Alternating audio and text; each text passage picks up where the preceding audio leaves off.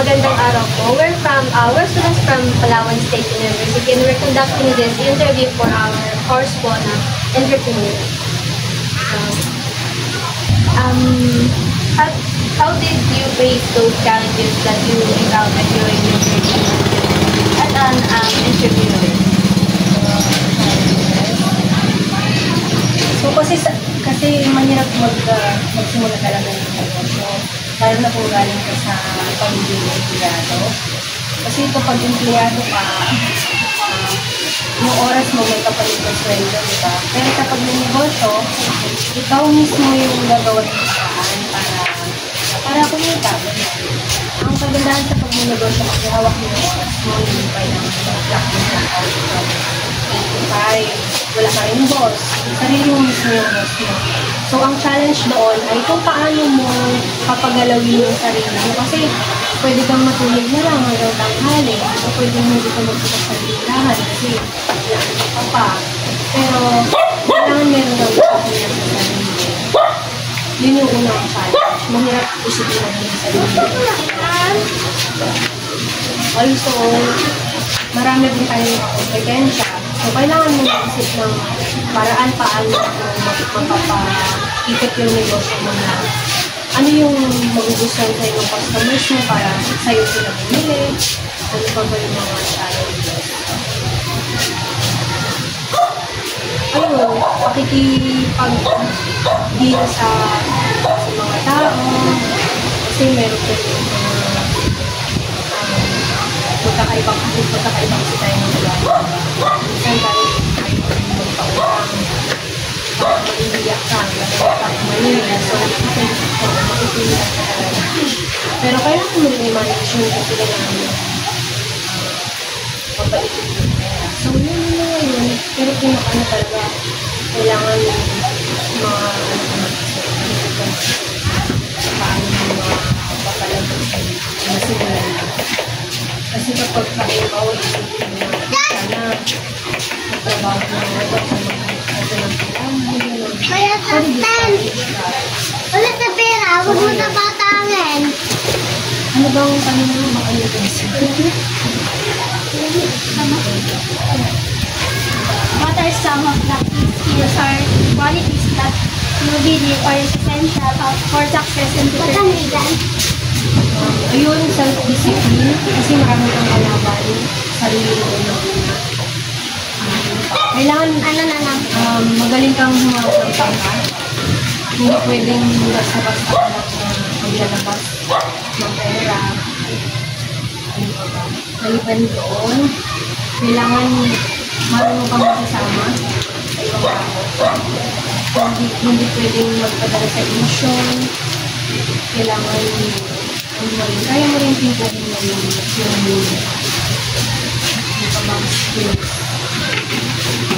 I think yun yung mga basic para sa amin yung mayroon kang social skills, yung pagkakasama, at pagiging disiplinado, at yung pag-manage ng pera. Kasi kapag hindi tayo mag-manage ng pera, wala yun. What are your plans for the future growth and development for life? Future plans, syempre gusto namin mag-expand doon yung mga nakikita namin wala pa dito sa community. Yun yung gusto namin ibigay na servisyo o kaya produkto. Kung mapapansin nyo, ito parang magpapinda namin. Gusto namin magdagdag yung mga gamit sa pang-lisda. Kasi yun yung kabuhayan dito sa aming group. So kung ano yung kailangan ng mga tao, dapat yun yung unan natin bilang negosyante. Parang give and take lang. Kung ano yung nakikita natin na pwede natin maitulong, yun yung ibigay natin sa servisyo sa kanila. So ngayon, pag nagkapera, mag-expand kami, bigyan kami ng mga panibagong products, and kung ano pang servisyo yung pwede, tapos palakihin yung tindahan, yung mga gano'n. Ayun. What advice would you give to aspiring entrepreneur in our community who are looking to start their own business? Advice. advice, siguro huwag matakot po sunod sa ngayon. Kasi hindi tayo lahat, hindi lahat ng tao lumaki na yung magulang, diba? Karamihan sa atin, tayo pa lang yung nagsisimula tayo sa pamilya. Yung mga magulang natin, pwedeng maglado o kaya mawalang trabaho. So, minsan kasi kung bawa, ano yung nakalaki mo sa pamilya, minsan ma-adapt mo eh. Diba, teacher yung nanay mo. Parang yung iba gusto na rin yung teacher. Kasi familiar sila doon, diba? Pero tayo, kami, wala kami mga binong-negosyante. Nakikita lang na sila. Diba, pansin mo yung mga negosyante, yung mga kapunan, pinagpapatay mo nila yung tindahan, diba? So, bata pa lang may training na sila. Pero tayo, bawa kami, wala kami training. So, mahirap mag-umpisa. Pero kailangan, bilang kung gusto mo talaga maging entrepreneur or maging business owner, kailangan mo talaga magsimula kahit sa maliit na puhunan. At kung ano yung meron ka, huwag mo nang isipin na puno na ako na malaki para makapagsimula ako ng ganito yung gusto ko. Isipin mo ano ba yung skills na meron ka sa ngayon. And ano ba yung gusto mo, yung love mong gawin. Kasi kapag yung ginagawa mo ay gusto mo, kahit na magka-problema or magkaroon ng maraming challenges, hindi mo siya basta-basta i-give up. Diba, mahilig ka sa pag-aayos-ayos, o kaya yung pag-gupit-gupit. Siyempre, parang kung ano, gusto mo magkaroon ng salon, diba? Yun, kahit magka-problema ka or kahit iwanan ka ng tao mo, ikaw mismo kaya mo gawin at ikaw mismo, mahal mo yung ginagawa mo. So, hindi mo siya basta-basta binitawan. Yun yung pinaka-una, kailangan mo gusto mo ginagawa.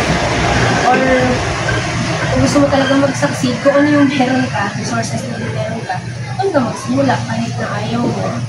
Kung ba, meron ka dyan nakikita ng mga pwede ibenta, yun, simulan mo mga ukay, kung gusto mo kahit nahiya ka, yun talaga, nalabanan mo yung nahiya mo. Kaya ba talaga yung kadalasang problema? Oo, nahihiya lagi sa mga kabataan na nahihiya. Kasi nakapalay ng balay mo, mahihiya ko magbenta. Tapos makikita ka ng mga klase mo, mga kakilala mo, ng crush mo na sa palengke o kaya ano. Pero hindi,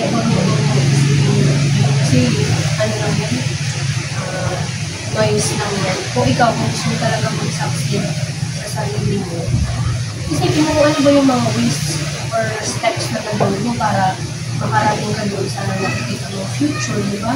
Ngayon kung iisipin mo yung mga tao na pag-uusapan ka nila o pag-chismisan ka nila, ayun, nabibenta nila siya na walang mangyayari, di ba? Mapipigilan mo magkakaroon na ng limiting beliefs sa sarili mo. Pero, huwag yung media. Lalo na bata pa kayo, maraming kapatid. So, ayun. Ano nga yung tanong? Nasagot ko ba? So, ayun lang. Ayun lang. Mayroon pang tanong. So, ayan. Yun ba? Panalo. So, ayan na. Thank you so much for sharing your valuable time and insight to us, your experience during this time. Thank you. Nakaka-inspire po talaga kayo. Salamat. Talaga.